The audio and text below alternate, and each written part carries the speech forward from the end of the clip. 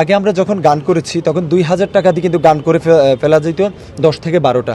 বর্তমানে একটা ইসলামী সঙ্গীত রেকর্ডিংয়ে খরচ হলো 10,000 টাকার মতো শুধু অডিও রেকর্ড, তারপর ভিডিও করতে গেলে বিশাল খরচ, প্রায় লাখের উপরে চিন্তা করতে হয় একটি ইসলামী সঙ্গীতের জন্য। তো ইসলামী সঙ্গীত আমরা দেখি বিভিন্ন গানের জন্য কিন্তু অনেক স্পন্সর, কিন্তু ইসলামী সঙ্গীত অঙ্গনের জন্য এবং এই মুসলিম কান্ট্রি আমরা দাবি করি যে 95% মুসলমান, কিন্তু ইসলামিক কাজগুলোতে সেভাবে কিন্তু সাপোর্ট পাওয়া যায় একদমই কম। যেমন এরকম লোক খুবই কম পাওয়া যায় পেয়ার ভাইয়ের মতো। ওনার মতো লোক যদি ইসলামী সঙ্গীত অঙ্গনের পাশে আসে, আমি মনে করি ইসলামী সঙ্গীত শুধু হাসনা হেনারা, সকল ইসলামী সাংস্কৃতিক অঙ্গন অনেক দূরে এগিয়ে যাবে।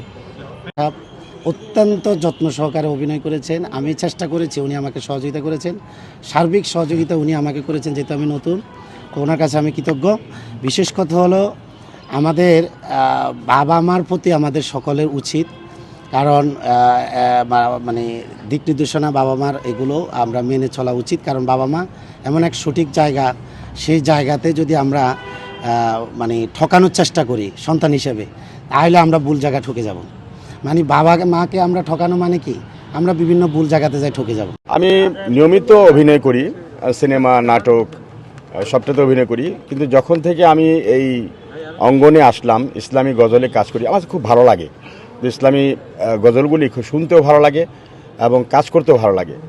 যখন আমাকে বললো যে ভাই কালকে আমাদের শুটিং হবে নোয়াখালীতে, আপনাকে আজকে যেতে হবে, তখন আমি চলে এলাম। কোথায়? সানারপাড় আসতে হবে। সানারপাড়ে গেলাম, যায় যখন আমি পেয়ার ভাইকে দেখলাম, তখন তো আমি চিনি না পেয়ার ভাইকে, কিন্তু ওনার মুখটা দেখে আমার কেমন যেন ভালো লাগলো।